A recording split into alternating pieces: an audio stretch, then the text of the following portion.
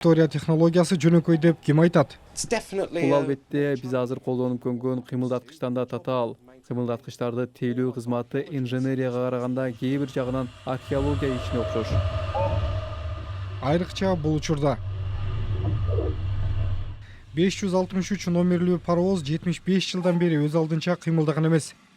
Виктория доорунун бул шедевринин үстүндө иштеген адамдардын бири да бүгүн тирүү эмес. Муну реставрациялоо иши 6 жылга созулду. Анын түсүн туура тандоо да оңойго турган жок. Бул кыймылдаткычтын сүрөтүнүн чимесинде ал кандай түстөр экени BS номерлери менен белгиленген эмес. Анда жайдын күнү жаңы чабылган жашыл чөп сыяктуу деп берилген. Nine Elms компаниясынын менеджери цехтин кызматкерлери менен биргеликте ушул түстөр туура келет деп чечкенин айтышты. Алар ошол түстү чыгарышты. Түстү туура тандоодо бир топ талаш тартыштар болду. Ал эми бул 1890 жылдары болгон. Улуттук саламаттык сактоо кызматы 1948 жылы түзүлгөнгө чейин иштебей калган бул кыймылдаткычын калыбына келтирүү оңой болгон жок. Аны калыбына келтирүү иши ковид жана кымбатчылык кризиси болуп жаткан учурга туш келди.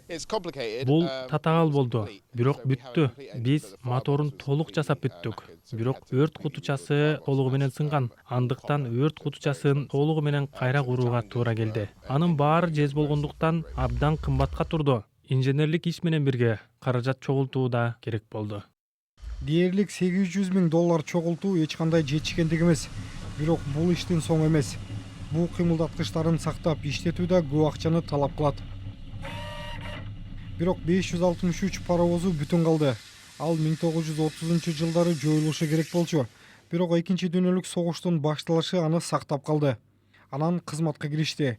Эми ал ветеран паровоз.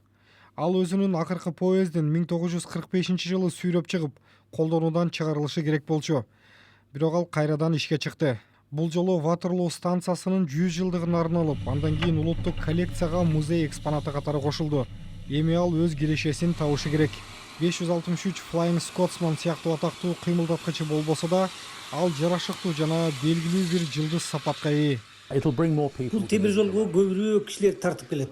Бул бизге жардам берет, анткени биз башка мурас темир жолдор сыяктуу эле өтө оор экономикалык мезгилди баштан кечирип жатабыз.